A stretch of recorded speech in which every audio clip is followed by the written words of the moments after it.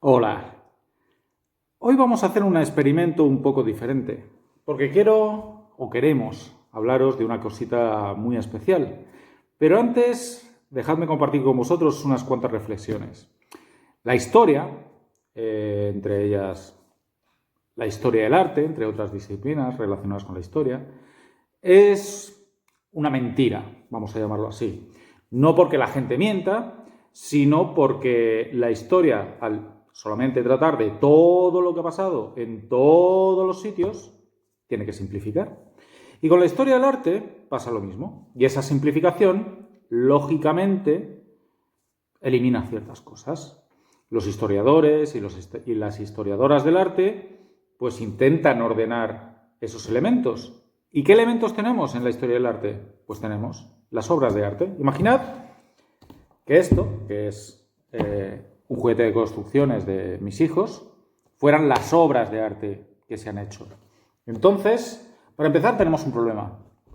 En el bote no están todas las obras de arte, porque muchas, desgraciadamente, sobre todo las de la antigüedad clásica, han desaparecido.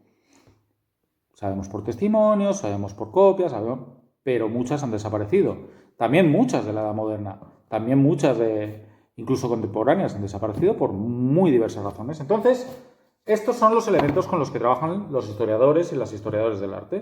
Pues van poniendo de forma ordenada los elementos que se parecen entre sí. Y entonces, al ya tenerlos, en este caso los ordenan, por ejemplo, por colores, te pueden hacer un relato de cómo se relacionan entre ellas. Te pueden decir, pues mira, estas pertenecen al mismo movimiento, o estas pertenecen al mismo artista, o estas pertenecen al mismo estilo, o de la misma escuela, o de la misma nación. Esas cosas están muy bien. A veces también te las ponen linealmente y te dicen, mira, la historia del arte tiene este relato. ¿Qué pasa? Que de vez en cuando revisamos esto, porque esto es más como una cosa orientativa, pero se está revisando continuamente. Vermeer, el Greco, muchos otros artistas, incluso Velázquez, hasta el siglo XIX, la modernidad, los impresionistas, no tenían la importancia que tienen ahora. Entonces, cogemos piezas nuevas o piezas que se revisan que antes no se tenían tan en cuenta y se ponen en la línea. Muy bien, ¿qué tenemos ahora?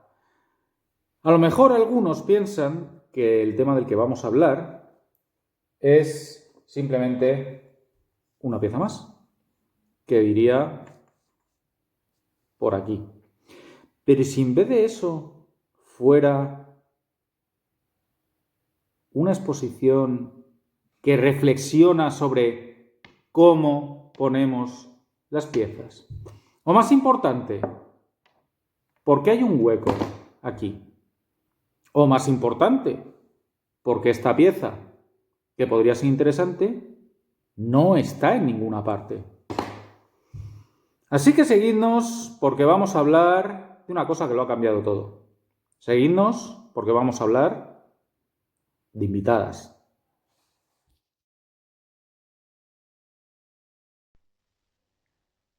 Recuperamos la actividad en el Pasquino hablando de invitadas, una de las exposiciones más importantes que se ha celebrado en España y en Europa en los últimos años. Importante por las consecuencias que ha tenido y que está teniendo y que va a tener muy probablemente en el futuro. Estos días, semanas, hemos tenido muchas noticias relacionadas directamente con la exposición invitadas, como por ejemplo el hecho de que el Museo del Prado haya anunciado que va a replantear su colección permanente, la museografía y la distribución de su colección permanente, para dar más cabida a arte de mujeres, a otras épocas y a otros lugares de procedencia del arte en su colección que se expone al público de manera estable. Esto es una consecuencia muy evidente de Invitadas, que es precisamente la exposición que de alguna manera reformulaba la relación del Museo del Prado y su papel dentro del sistema del arte con la mujer como objeto artístico y con la mujer artista, ¿no? Con las dos cosas. Y esto es muy interesante porque las exposiciones se hacen importantes de esta manera. Es decir, Vivimos en un mundo globalizado.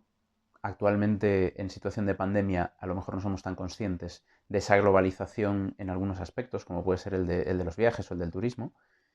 Pero en ese mundo globalizado, las exposiciones temporales de los grandes museos, Louvre, Metropolitan, National Gallery, Prado, sobre todo tienen un objetivo, ¿no? Que es, de alguna manera, ejercer de dinamizadoras.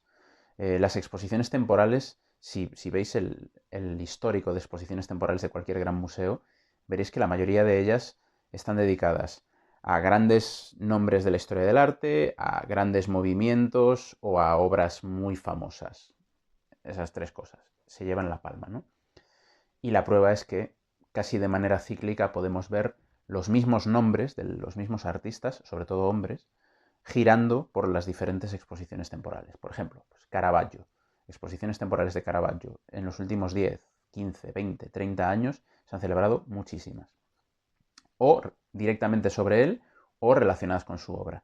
Que hayan sido importantes o que hayan marcado la historia del arte, muy pocas.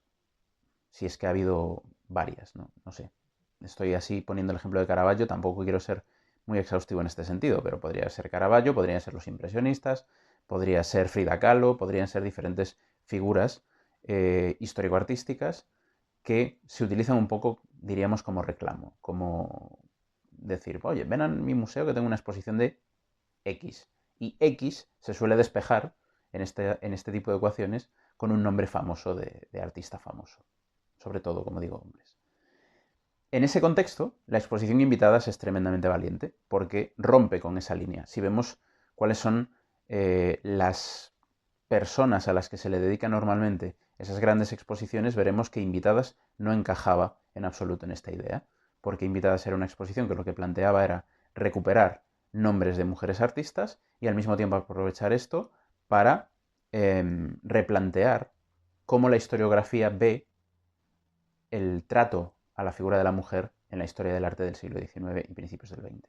Son dos problemas complejos encima de la mesa, los que planteaba la exposición, y los que resolvía la exposición, los que esta exposición resuelve, porque trabaja directamente sobre estas dos líneas, sobre cómo ha habido claramente un sesgo de representación a la hora de crear el estereotipo artístico de la mujer, y eso lo explica fantásticamente la exposición. No voy yo a explicar la exposición mejor que la propia exposición en sí misma. Os invito a comprar el catálogo de invitadas, que se puede comprar online y que ha sido el catálogo más vendido en relación con el número de visitantes de una exposición en el Museo del Prado en muchísimo tiempo. Y por otro lado, la exposición ponía en valor, esto que ahora usamos, esto de poner en valor, que no es del todo correcto y que no es muy bonito, pero bueno, ponía de relieve o traía otra vez al primer plano el nombre de mujeres artistas que no estaban en el primer plano y algunas que nunca estuvieron en el primer plano. Y les daba a esas mujeres artistas, aunque no haya muchas obras suyas identificadas o disponibles, el mismo tratamiento que se le da a esos nombres con los que los grandes museos suelen jugar, ¿no? Las dos cosas son fundamentales y las dos cosas han tenido una influencia muy clara y directa en lo que ha anunciado el Prado con respecto a su reorganización de salas, ¿no? Con respecto a esta idea de, bueno, vamos a hacer que el legado de invitadas perdure. Y aquí ya es cuando la exposición se convierte en una exposición histórica. Es decir, las poquitas exposiciones temporales que llegan a alcanzar ese rango de histórica son aquellas que o bien plantean nuevas perspectivas sobre un campo concreto o bien tienen grandes consecuencias en la historia del arte o de las instituciones en las que se celebran. Y en este caso Invitadas actúa en las dos direcciones. Es muy interesante esto. Es decir, a ver si lo digo de manera que no parezca nada negativo, pero la mayoría de exposiciones temporales que se celebran en los grandes museos, como vienen, se van y pasan. Y su historicidad, o su aportación a la historia, mejor dicho, no su historicidad, su aportación a la historia va a ser muy pequeña, si es que la tienen. Traerse cuadros de, me lo invento, una que no se haya celebrado, traerse cuadros de Van Gogh a un museo de cualquier ciudad, en general no va a aportar nada al estudio de Van Gogh, no va a aportar nada a la historia del arte. Son positivas esas exposiciones porque permiten a la gente de esa ciudad ver cuadros de Van Gogh que normalmente no pueden ver. Vale, eso sí lo tienen de positivo, evidentemente. También podríamos incluso discutir hasta qué punto la accesibilidad actual, gracias a Internet, no permite ya conocer obras de artistas, sobre todo como Van Gogh y como los muy famosos, que ya podemos ver muy bien digitalizadas en Internet, en Wikipedia y donde sea, esas mismas imágenes. O sea que al final, bien, es cierto que el cuadro se ve mucho mejor en persona, pero podemos ver cuadros de esos grandes nombres con mucha facilidad a través de Internet, sin que sea necesario gastarse cientos de miles de euros en seguros para traer, yo qué sé, pues una obra X de Rembrandt para una exposición y en Roma, por poner un ejemplo. Pero al final esas exposiciones, aparte del disfrute, que es importante, insisto, no digo que esté mal el disfrute, no aportan mucho más. En algunas se hace una revisión de piezas, o es el momento para que algunos especialistas y algunas especialistas en la obra de esos artistas en concreto puedan escribir fichas o replantearse las fichas de las obras del catálogo, pero en general son exposiciones que pasan y no es que se olviden, pero sí que no provocan un impacto real en lo que es la historia del arte o en lo que es la institución que las alberga. Invitadas sí, y se veía venir, quiero decir, es algo que se veía venir sobre todo cuando conocías el proyecto y sobre todo el trabajo que hay detrás de ese proyecto, un trabajo desarrollado por un equipo tremendo que ha trabajado durante mucho tiempo precisamente para armar esa exposición, con su comisario Carlos Navarro al frente, pero con más de una decena de personas que trabajan en el proyecto y que desarrollan ese catálogo.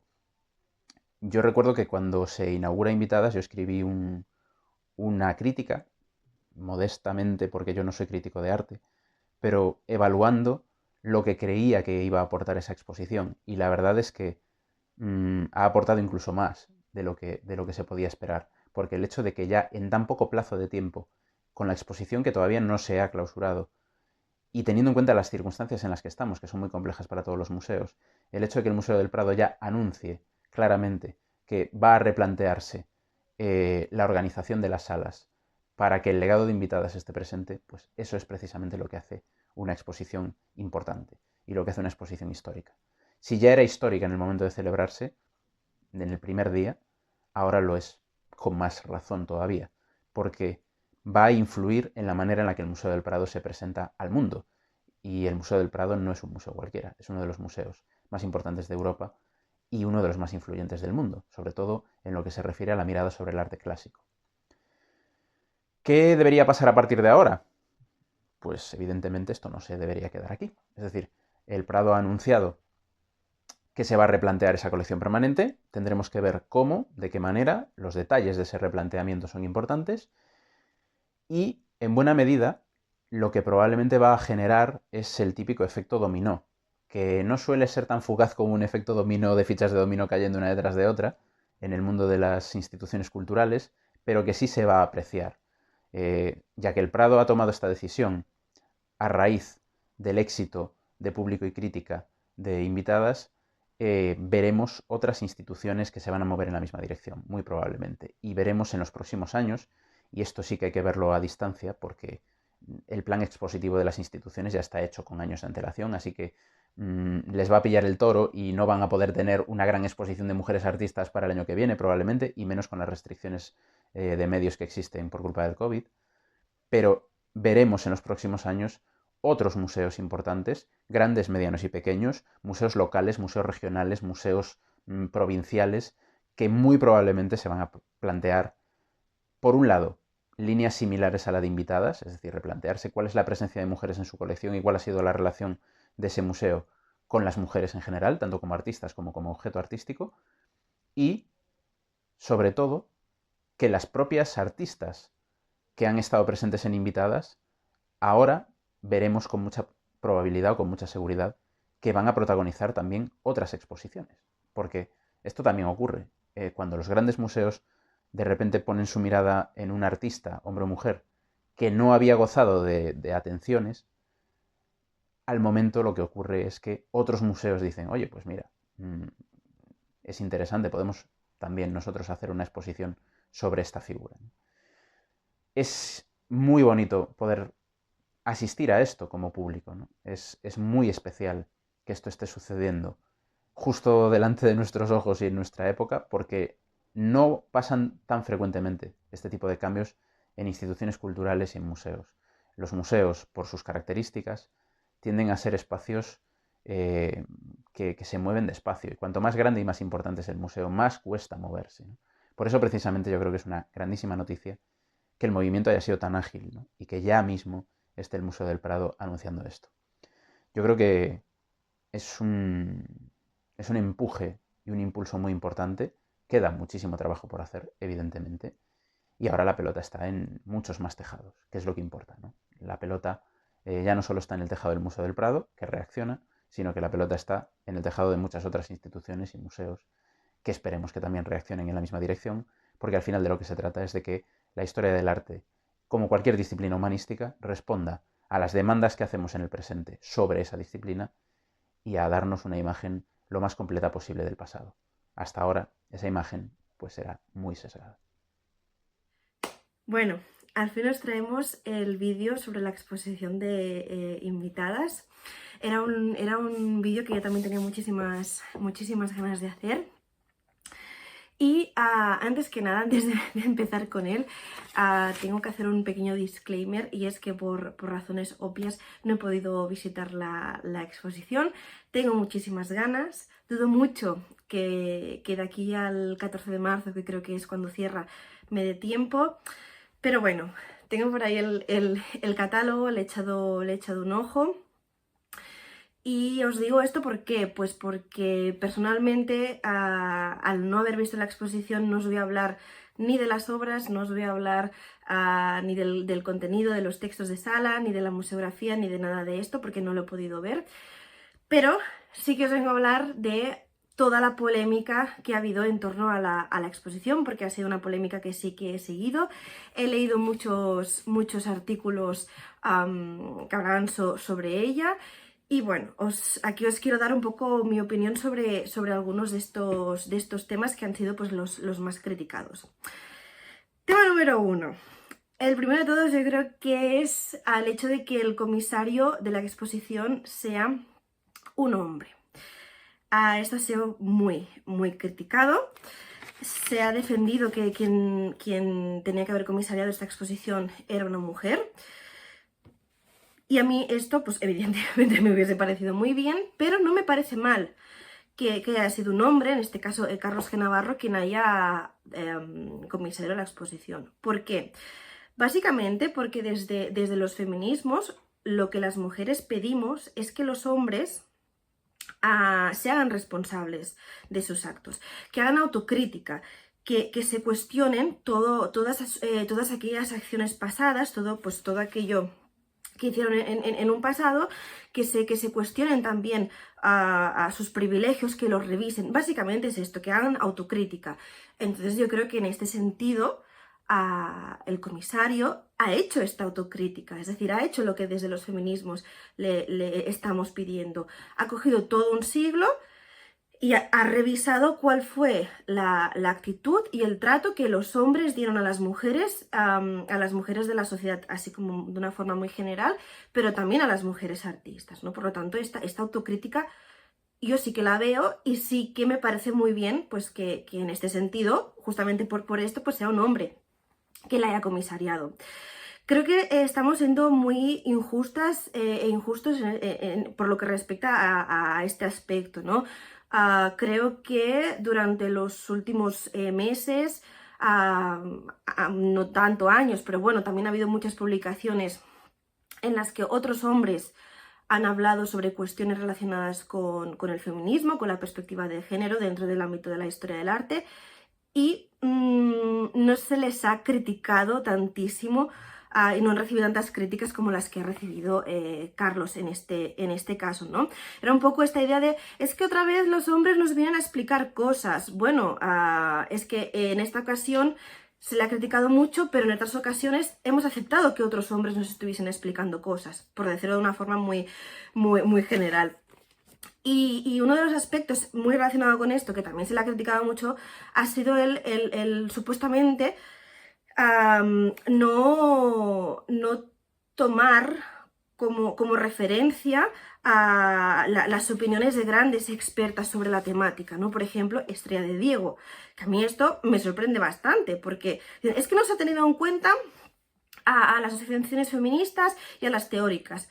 Bueno, vamos a ver, Estrella de Diego, aparte de que ahora hablaré de eso, está en las conferencias, está en el catálogo, el propio Carlos, yo creo que, no recuerdo muy bien en qué, se lo he leído o se lo he visto en el vídeo de presentación, no recuerdo muy bien, explicaba cómo de importante fue el apoyo de Estrella de Diego para realizar esta exposición, ¿no? Por lo tanto, yo sé, creo que esto es más que evidente. Que sí, que la tuvo en cuenta. Ese era el primer tema. El segundo tema, aprovechando esto, ¿no? que decía de Estrella de Diego. Todo lo que son las actividades que se han diseñado en torno a la exposición, de todas ellas me voy a centrar concretamente en las conferencias, porque, como os digo, no he podido ver la exposición y no he podido ir a las visitas guiadas que se han ofrecido. Pero claro, las conferencias sí que me las he visto absolutamente todas. Si no me equivoco, fueron un total de... Bueno, han hecho un total de 7 conferencias. Creo que eran 4 mujeres, 3 hombres, las ponentes y los ponentes. Y entre estas ponentes estaban Estrella de Diego y Patricia Mayallo. Estrella de Diego, para aquellas personas que no la conozcáis, es la gran teórica feminista española. Es dentro de la historia del arte.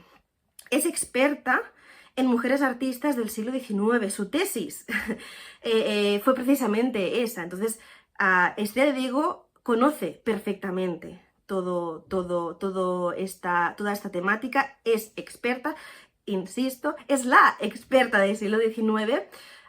Y por lo tanto su presencia en tanto en las conferencias como en el catálogo, que en el catálogo, si no me equivoco, también tiene dos artículos, avalan ya de por sí la exposición prácticamente. Por el otro lado, Patricia Mayallo. Es que Patricia Mayallo es otra de las grandes teóricas feministas que tenemos. Es que son como los dos pilares, Estrella de Diego y Patricia Mayallo. Evidentemente hay muchas otras, pero es que estas son estas dos son las principales. Patricia Mayallo es experta también en historia en las mujeres, historia de género, mujeres artistas. Ha publicado muchísimo sobre artistas surrealistas, Frida Kahlo, etc. Por lo tanto, también es importante su presencia en esta exposición. No solo está el comisario está rodeado de estas grandes teóricas feministas dentro de la historia del arte, ¿no? Que eso era una cuestión de las que más se le criticaba. Y es que ellas están ahí presentes, ¿no? Esta era como la segunda cuestión. ¿Qué más? Tengo aquí un papel porque tengo muchas cosas que decir, pero creo que no voy a poder decirlas todas. Otra cuestión importante es el tema de si no es suficientemente feminista, si es feminista, si no, si... Bueno, a ver, yo creo que debemos tocar de pies a tierra y ver de dónde venimos. Venimos de dónde venimos y de qué institución estamos hablando, ¿no? O sea, estamos hablando de El Prado, la institución más importante prácticamente aquí en España, y venimos de una exposición, la anterior me refiero, que era de una monográfica de 2 mujeres artistas, Sofonis Anguissola, Lavenia Fontana. Algo que Linda Nochlin, es la primera teoría la primera teórica crítica de arte feminista, ya dijo que esto de exposiciones de mujeres artistas únicas y exclusivamente, que no. Entonces venimos de ahí y pasamos de ahí a una exposición en la que la propia institución está haciendo autocrítica de su pasado, autocrítica de cómo trató a las mujeres. O sea, yo no sé, quizá me equivoco, pero es que veo un salto bastante considerable. Claro, muchas asociaciones feministas decían, pero es que no es suficiente. Bueno, no es suficiente. Insisto, estamos hablando del Prado. Y tenemos que tener en cuenta cuál es el tipo de público que tiene el Prado. Esto, según mi opinión, o sea, no podemos pensar que todas las personas que van al Prado tienen una base de teoría feminista, saben qué es el género, saben qué es el sexo, qué diferencia hay entre uno y otro, qué es perspectiva de género, qué es patriarcado, qué es... Todas estas palabrejas, ¿no? Por decirlo de alguna manera, no tienen por qué conocerlas. Entonces, claro, no podemos pasar de 0 a 100 en una exposición, porque es imposible. Porque tampoco estamos ante un público como, por ejemplo, sí que podría ser el de la Fundación Entre Dos, el del Centro de Arte 2 de Mayo de Madrid, el del Centro de Cultura Contemporánea de Barcelona, que es quizás un público que ya está más vinculado y más acostumbrado a lo que sería la teoría feminista, ¿no? Entonces, claro, es un público diferente, es un público pues que tenemos que ir un poco más poco a poco, ¿no? No podemos ir de golpe, no podemos pasar de 0 a 100 en una exposición. Y yo en este sentido, pues creo que hay que destacar la labor que está haciendo el Museo del Prado, porque también si ponemos en contexto esa exposición con el resto de exposiciones que se están celebrando en Europa, en los grandes museos en estos últimos años, es que es una de las pioneras de perspectiva de género en el mundo de la historia del arte, porque tenemos muchas exposiciones, sí, dedicadas a mujeres artistas. Eso no significa que sean exposiciones feministas, una cosa no tiene nada que ver con la otra. Si no aplicamos la perspectiva de género, no tienen por qué ser exposiciones feministas, ¿no? Entonces yo creo que es importante que veamos qué institución está apostando por esta exposición, y ponerlo un poco en contexto, ¿no? Para poderlo valorar. Que sí, que es cierto que esta exposición tendría que haber llegado antes. Sí, claro, es más que evidente. Que no puede quedar aquí y tenemos que continuar avanzando, pues también. Que llega tarde, sí, pero bueno, es que ha llegado, y si lo ponemos en contexto, ha llegado antes que en otros países, ¿no? Entonces, bueno, es como un poco que tenemos que ser un poco más, no sé, no racionales, pero bueno, tener un poco los pies a tierra y ser realistas, eso, sobre todo. Decir, bueno, es que estamos en esta situación y bueno, sí, nos queda mucho, pero tenemos que valorar lo que estamos haciendo también para poder continuar avanzando, ¿no? Y yo espero pues que el Prado continúe avanzando en este sentido, ¿no? ¿Qué más? La última de las cuestiones que quería comentar es el hecho de que hay mucha obra de hombre. ¿Cómo vamos a hacer una exposición feminista con tanta obra de hombre? Como os digo, bueno, os he dicho al principio que no hablaría de obras, pero he visto varios vídeos en los que pues, diferentes personas explicaban su experiencia en la exposición, y me ha dado la sensación de que todo el mundo coincidía un poco con que hay como dos partes muy diferenciadas. Una primera parte que sí que es esta crítica a cómo el hombre y la institución cultural ha tratado a las mujeres a lo largo del siglo XIX, esa parte más de contexto social, político, cultural, etc. Y luego, por otro lado, una segunda parte con la producción de las mujeres artistas. Entonces, claro, en esa primera parte es más que evidente que hayan obras de hombres, ¿no? Entonces era como, ostras, es que hay mucha obra de hombre.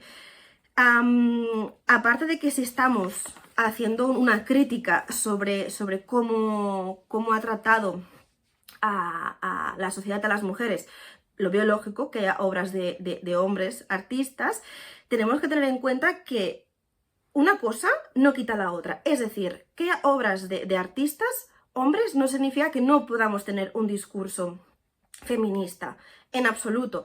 Si conocemos bien la teoría feminista, conocemos los conceptos, conocemos qué temas se han tratado de esas obras, podemos estirar de los hilos y podemos sacar muchos temas. Podemos hablar de amor romántico, podemos hablar de matrimonios, podemos hablar de matrimonios forzados, podemos hablar de instituciones como son la familia, podemos hablar de muchas cosas, pero tenemos que saber sacar esas temáticas, ¿no? Entonces, bueno, sí, cuadros de hombres artistas, vale, pero es que eso nos puede servir para hablar con perspectiva de género, no solo tienen que ser cuadros de mujeres, ¿no?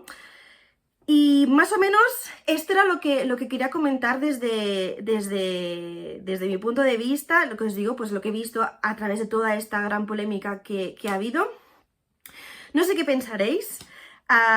Pero bueno, como siempre os animamos mucho a que dejéis vuestros comentarios tanto aquí en YouTube como en las otras redes sociales, en Twitter, Instagram, etcétera. Hola, soy barroquista. ¿Por qué no le das a suscribirse y da campana? Y así te llegará la notificación y tú paras ya la cámara de moverla que me estás poniendo nervioso. Adiós.